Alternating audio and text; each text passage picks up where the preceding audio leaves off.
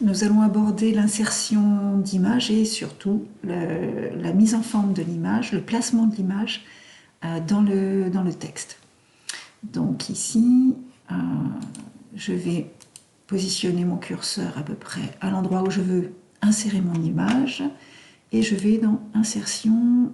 Alors vous avez deux boutons Image. Image, ce bouton-là, vous vous en servez quand vous avez un fichier image déjà quelque part dans un dossier sur votre poste de travail, et Image en ligne pour faire une recherche d'image avec Bing, le moteur de recherche de Microsoft. Je tape un mot-clé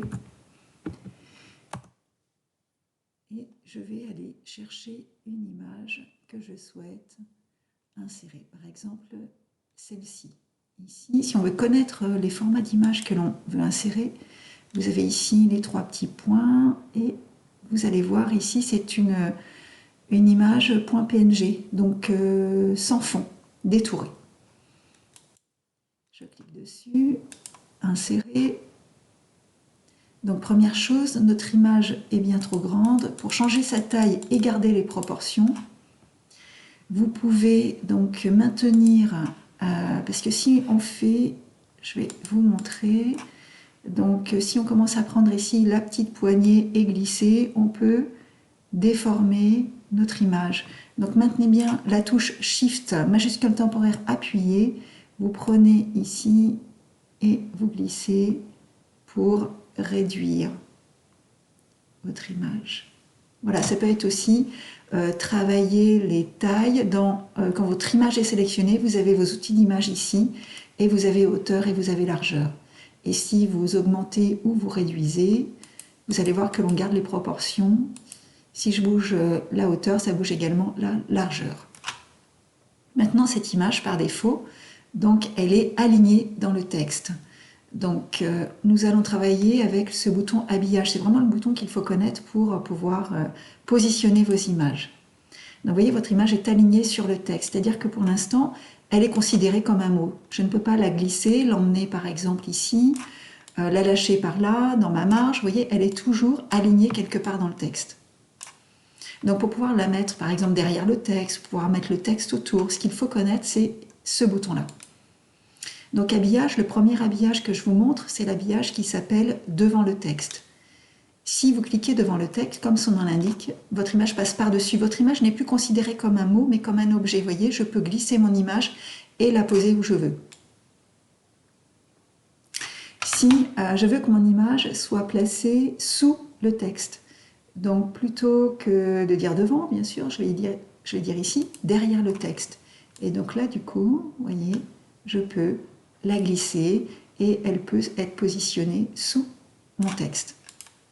Attention, parfois, il se peut que vous n'arriviez pas à resélectionner votre image quand elle est derrière votre texte. Là, je peux, voilà, mais parfois, ce sera un petit peu compliqué si ici, j'aurai un titre beaucoup plus gros, etc. Donc, si vous avez des soucis pour sélectionner l'image qui est sous le texte, il suffit d'aller dans l'onglet Accueil. Vous avez ce bouton Sélectionner ici. Et vous dites Sélectionner Objet. Et du coup, là, je suis sûre de pouvoir cliquer mon image et de pouvoir la resélectionner. Maintenant, ce que je voudrais vous montrer, c'est quand vous aurez besoin que le texte se place autour de votre image. Donc, dans mes outils d'image ici toujours, dans Habillage, j'ai l'habillage qui s'appelle Adapter, qui s'appelait Rapprocher dans les anciennes versions.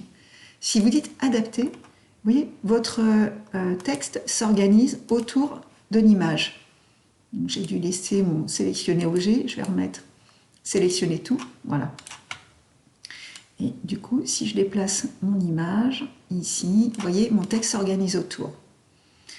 Comme c'est une image avec une extension .png, vous voyez ici, donc je n'ai pas de fond blanc, donc mon texte va par-dessus. Je peux modifier les points d'habillage. Quand je suis ici, si je dis après modifier les points de l'habillage, vous pouvez vous amuser à ici dire finalement ce texte-là ici, il doit se repousser ou au contraire se rapprocher. Vous pouvez faire vraiment ce que vous voulez. Je fais échappe. Donc nous avons vu les habillages, nous avons vu devant, derrière le texte, adapter. Et ensuite, ce que l'on va regarder, donc, ce sont les mises en forme d'image. Vous allez regarder ici, outils d'image. Vous avez, bon, alors voilà, des styles, voilà, c'est pas très fameux tout ça à voir. Je reviens en arrière là-dessus. Voilà, pourquoi pas celui-ci. Vous avez des corrections de couleurs. Voilà. Donc une image colorée en vert, voilà, vous pouvez changer les couleurs. Vous pouvez même ici, donc parfois, mettre en filigrane pour vraiment estomper les couleurs. Voilà, donc je vous refais une autre petite démo, peut-être d'une autre image qui n'est pas en PNG, mais qui est en JPEG. Voilà. Ici, insertion, image en ligne. Image en ligne, je remets feuille. Et donc celle-ci, elle doit être en JPEG, effectivement. Donc je vais la sélectionner, je l'insère. Voilà, donc ici, je vais réduire ma taille.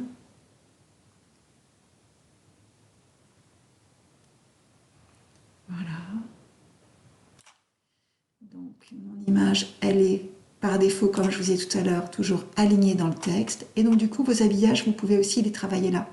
Vous avez un raccourci des habillages à côté. Donc si ici, je lui dis adapter, voilà, donc là adapter, mais comme mon image est carrée, donc voilà, c'est en carré autour. Et après, je peux aussi, comme je vous ai montré sur l'autre image, modifier les points de l'habillage, ce qui me permettrait, par exemple pour cette image, de repousser un petit peu le texte si besoin. Mais aussi, je peux créer, vous voyez, nous n'avons que 4 points d'habillage, contrairement à l'image en PNG. Et ici, je peux créer, en cliquant sur le bord, créer d'autres points. Voilà, maintenant amusez-vous à illustrer et bien positionner vos images.